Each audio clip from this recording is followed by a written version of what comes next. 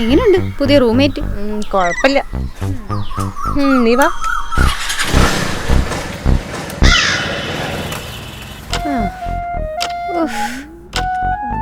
അവന്റെ റൂമായിരിക്കും അല്ലേ തോന്നി. അല്ല എന്നാലും ഈ വൃത്തിയില്ലാത്തവന്റെ കൂടെ നീ എങ്ങനെ ജീവിക്കാനാ? ഞാൻ അവനെ കെട്ടാനൊന്നും പോണില്ല. അതില്ല, എന്നാലും അവനൊരു തലവേദന ആവാൻ ചാൻസ് ഇല്ലേ? അങ്ങനെയാണെങ്കിൽ അവനെ തന്നെ സ്വഭാവം അറിയും. നീ എന്തറിഞ്ഞിട്ടാണ് ഇവന്റെ കൂടെ കയറി താമസിക്കാൻ പോയത്? അവന്റെ ജോലിയോ വീടോ ഫാമിലിയോ എന്തെങ്കിലും നിനക്കറിയോ? ഏതൊരു IT ഫേമിൽ വർക്ക് ചെയ്യണമെന്നറിയാം. അപ്പൊ സംഭവം ഉറപ്പാ, കഞ്ചാവ്. പണ്ട് ഞാൻ ഒരുത്തനെ ഇതേപോലെ തന്നെ ഫ്ലാറ്റ് ഷെയർ ചെയ്യാൻ കൊടുത്തു. ഒരു ദിവസം ഞാൻ അവന്റെ ഫോൺ എടുത്ത് നോക്കിയപ്പം സെർച്ച് ഹിസ്റ്ററി ഫുൾ MDMA. ഞാൻ അപ്പൊ തന്നെ ഓണറിനെ വിളിച്ച് 2 അടിയും കൊടുത്ത് അവിടെ നിന്ന് പറഞ്ഞു വിട്ടു. എടി MDMA ഒരു കോഴ്സ് അല്ലേ? അല്ലടി, അത് കഞ്ചാവ് പോലെ ഒരു മയക്കുമരുന്നാ. ഓ എടി അത് MDMA. അതൊക്കെ പോട്ടെ, അവനിപ്പോ വരൂ. നമുക്ക് അവന്റെ റൂം ഒന്ന് ചെക്ക് ചെയ്താലോ? എന്തെങ്കിലും കിട്ടാതിരിക്കില്ല. അത് വേണോ? ഒന്നും ആലോചിക്കണ്ടേ, വാ.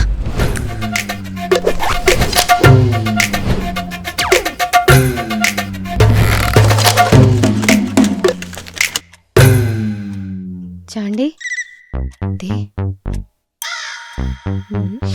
എടി ഇത് പൗഡർ അടി. ആ അത് തന്നെ പറഞ്ഞു, MDMA പൗഡർ. ഓ എടി ഇത് മുഖത്തുള്ള പൗഡർ അടി. അതിന് പൊടി കൊടുന്നു. എടി ഇത് പൗഡർ തന്നെ കേട്ടോ. സർച്ചിങ് ഒക്കെ കഴിഞ്ഞായിരുന്നോ? ഒന്നും കിട്ടിയില്ല. കുറെ നേരം എന്നാ പിന്നെ നിങ്ങൾ എന്തെങ്കിലും സംസാരിച്ചിരി, ഞാൻ പോട്ടെ.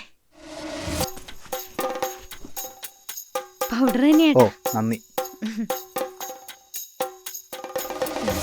അതെ, പേഴ്സണൽ സ്പേസ് എന്നൊരു സംഭവമുണ്ട്. തൻ്റെ റൂമിലേക്ക് ഞാൻ കയറാറില്ലല്ലോ. അപ്പോൾ ഞാനില്ലാത്തപ്പോൾ എൻ്റെ മുറിയിലേക്ക് കയറാൻ നിൽക്കരുത്. പറഞ്ഞ മനസ്സിലായോ? ഓ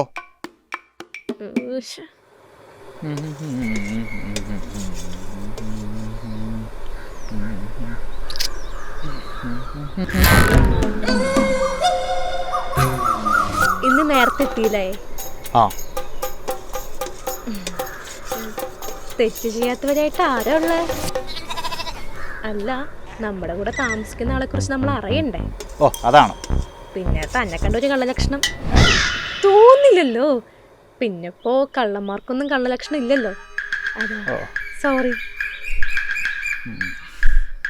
നൂഡിൽസ് ആണോ?